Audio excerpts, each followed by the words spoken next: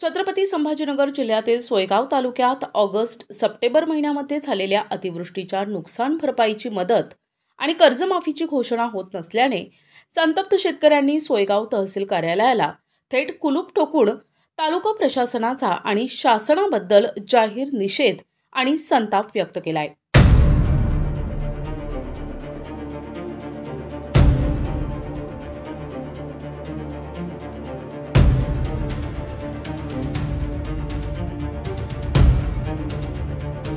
दरम्यान सकाळी 10:30 वाजता लावलेले कुलूप दुपारी 2 वाजेपर्यंत होते, त्यामुळे तब्बल 4 तास सोयगाव तहसील कुलूप बंद होते।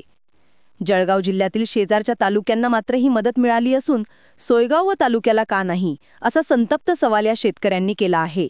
दरम्यान तहसीलदार हजर नसल्याने त्या कार्यालयात येईपर्यंत कुलूप न उघडण्याचा निर्णय संतप्त शेतकऱ्यांनी घेतला होता, त्यामुळे महसूल कर्मचाऱ्यांना बाहेर बसून तहसीलदार यांची प्रतीक्षा करावी लागली होती।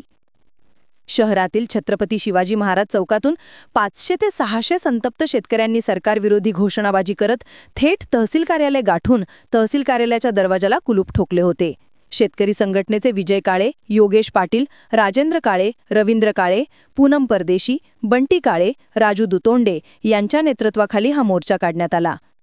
दुपारी 2 वाजता तहसीलदार मनीषा मेने या घटनास्थळी आल्यावर त्यांनी आंदोलकांशी चर्चा करून बाधित शेतकऱ्यांच्या अनुदानाची रक्कमबाबत अद्याप अध्यादेश आलेला नाही। याद्या अपलोड झालेल्या आहेत। फार्मर आयडी काढलेल्या शेतकऱ्यांच्या खात्यात अध्यादेश येताच अनुदान जमा होण्याची प्रक्रिया सुरू होईल असे आश्वासन दिले। त्यानंतर कुलूप उघडण्यात आले। यावेळेस आंदोलक शेतकरी तहसीलदार मनीषा मेने यांचा निषेध करून त्यांच्याविरुद्ध घोषणाबाजी करीत होते। यावेळी विविध 5 मागण्यांचे निवेदन देण्यात आले। जर त्वरित मागण्या मंजूर न झाल्यास जगप्रसिद्ध अजिंक्य रेणीलाही कुलूप ठोकून बंद करण्यात येईल असाही तीव्र इशारा शेतकऱ्यांनी दिला। या शेतकरी बांधवांवर फार मोठा घात केलाय। या आघातामुळे शेतकरी हा सावरण्याचा झालाय। शेतकऱ्यांची दिवाळी ही एकदम काळी अंधारात गेली। जरी या प्रशासनाने, या माजलेल्या तहसीलदाराने जर का या आंदोलनाची दखल घेतली नाही, आज सोयगाव तालुका आणि औरंगाबाद जिल्हा आणि या भारतातच शिरमुख असलेली अजिंठा लेणी हे सोयगाव तालुक्यातील शेतकरी बंद केले राहणार नाही।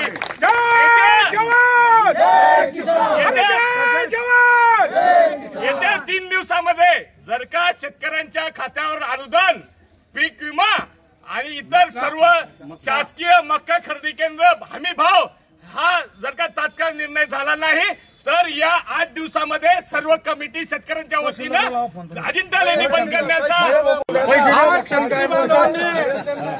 एकजुटीने आपण तहसील मध्ये मोर्चा आणला व या सरकारला जाग आणण्यासाठी आपण कोणत्याही थराला जायला तयार आहात। या 2 दिवसात कधी तहसीलदारांनी आणि सरकारने अनुदान वाटप नाही केलं तरी आम्ही सोयगाव तालुक्यातला कोणताही शासकीय अधिकारी आम्ही ऑफिसात बसू देणार नाही।